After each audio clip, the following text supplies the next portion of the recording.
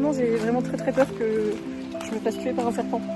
Après, cela dit, c'est peut-être la mort la plus géniale qui peut m'arriver.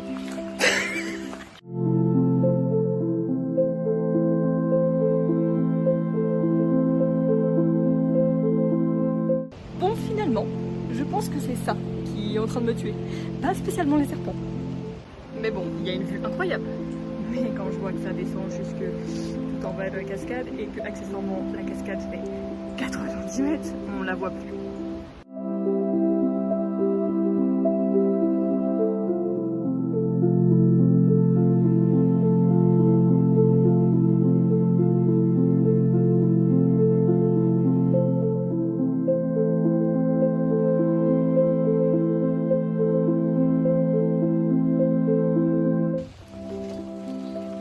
Elle est plus grande que moi.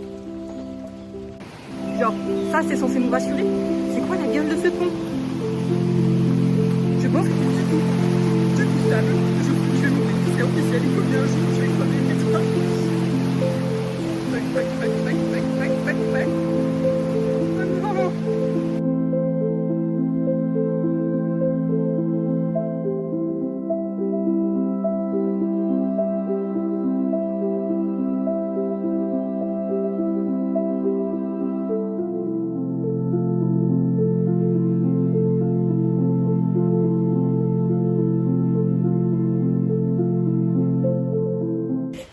Les gardes, genre, ils t'aident à passer les machins, passer les trucs. Genre, j'ai pris des photos, il a mis son parapluie pour pas que les embruns aillent sur mon appareil photo et tout. Vraiment, ils sont trop gentils. Et genre, leur taf, c'est au pied des cascades. Ce qu'il faudrait souligner, c'est que là, j'ai une chambre pour moi toute seule, ce qui ne devrait pas être trop régulier dans ce voyage. La tempête est passée. Non, mais je peux pas.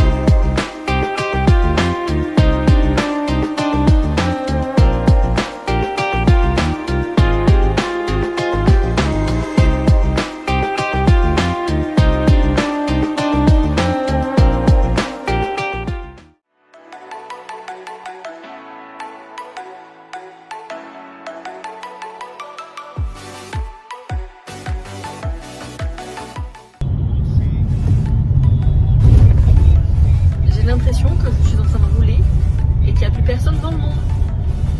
Genre, je ne croise personne. Par contre, il y a des gardes.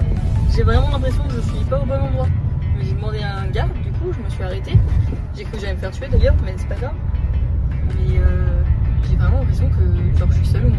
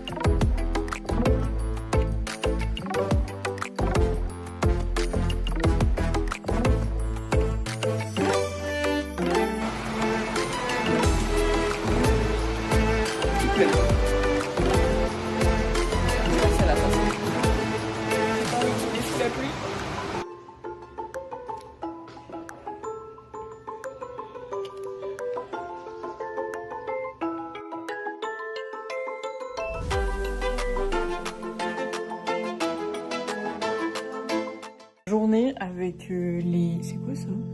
Avec les Malékou.